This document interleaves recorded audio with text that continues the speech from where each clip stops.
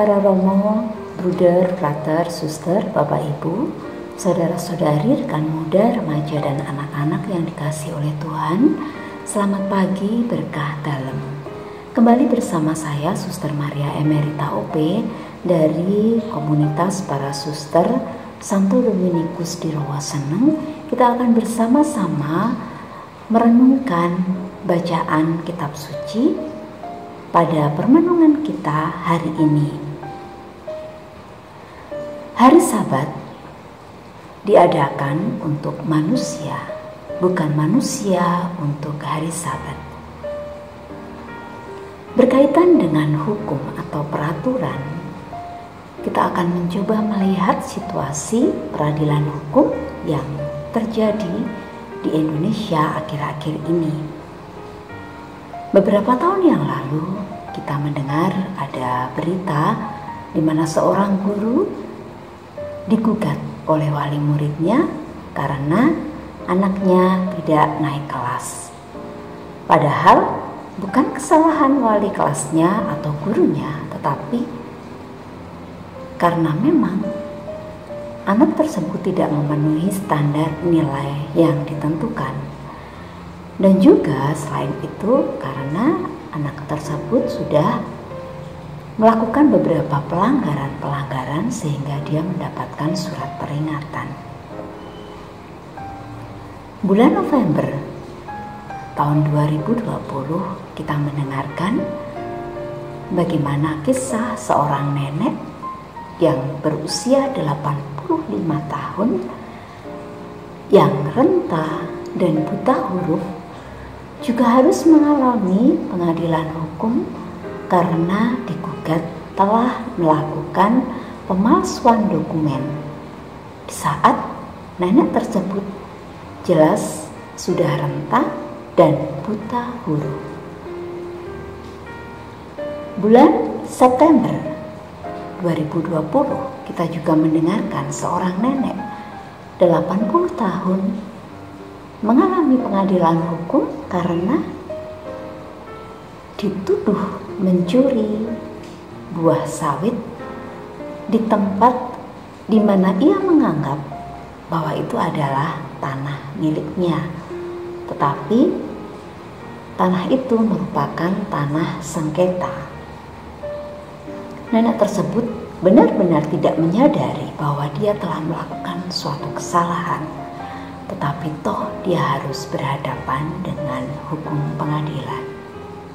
Beberapa hari ini kita juga melihat atau mungkin membaca bagaimana kisah peradilan seorang anak berusia 19 tahun yang menggugat ibu kandungnya sendiri karena kemarahan ibunya sehingga membuang pakaian-pakaiannya, dan dalam pertengkaran itu kuku ibunya tidak sengaja tergores di muka anaknya karena anak itu memilih untuk tinggal dengan ayahnya setelah proses perceraian kedua orang tuanya.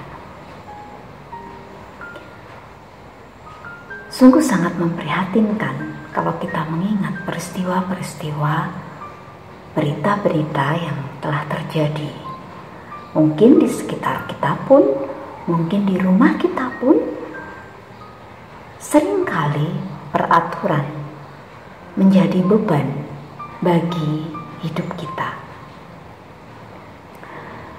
Peraturan itu ada agar hidup kita teratur.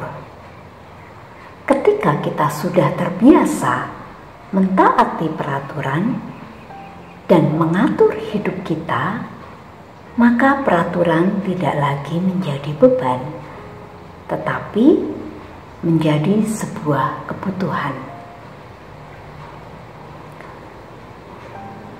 Peraturan diadakan juga agar keadilan itu ditegakkan. Jangan sampai peraturan itu ada hanya untuk menempatkan diri kita. Aku yang benar, dia yang salah. Sedangkan yang salah harus menderita. Jangan sampai kasih itu hilang hanya untuk menjadi pemenang ketika kita merasa dirugikan. Jangan sampai sebuah keadilan itu ditempatkan di atas penderitaan orang lain. Jangan sampai keadilan itu ditempatkan di atas sikap yang tidak manusiawi. Dan jangan sampai keadilan itu ditempatkan dengan menghilangkan hak orang lain untuk hidup, untuk bahagia. Keadilan janganlah pernah meninggalkan kasih dan kebahagiaan untukku dan juga untuk sesamaku. Marilah kita menempatkan segala tingkah laku kita, tindak tanduk kita, maupun keputusan-keputusan yang kita ambil, semuanya di atas kasih. Berkah dalam